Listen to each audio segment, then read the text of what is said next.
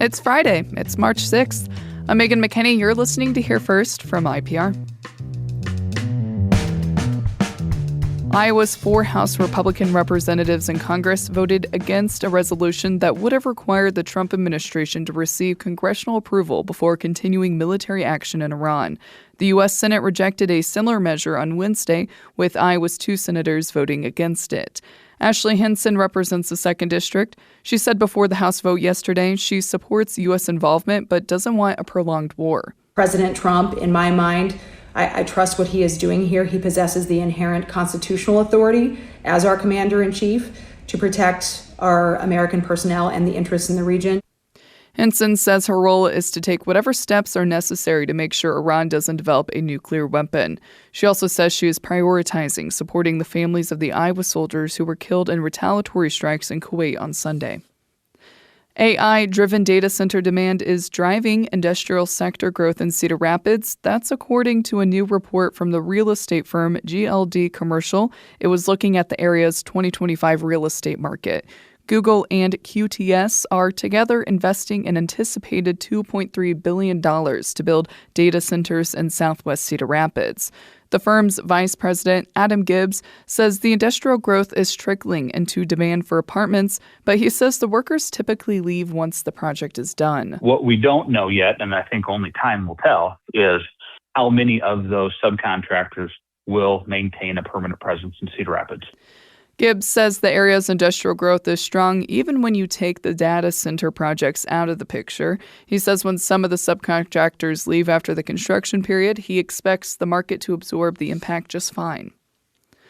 The State Education Licensing Board is facing a budget deficit of nearly $400,000 next year, and it's projected to reach nearly $1 million the year after. The Department of Education says the Board of Educational Examiners is facing higher costs from investigating more complaints. The number of cases closed nearly doubled between 2023 and 2025. The board is also bringing in lower revenue after some licensing fees were lowered. The board is almost exclusively funded through the fees. Department of Education Director Mackenzie Snow says part of the licensing fee revenue is required to go to the state general fund every year. She's asking the state to let them keep it. A potential funding solution to that for your consideration may be modifying Iowa code to no longer require BOE to transfer 25% in license fee revenue it receives to the general fund, ensuring that all teacher license fees directly support their professional licensure. Snow says most of the educator licensing fees have not gone up in almost 20 years.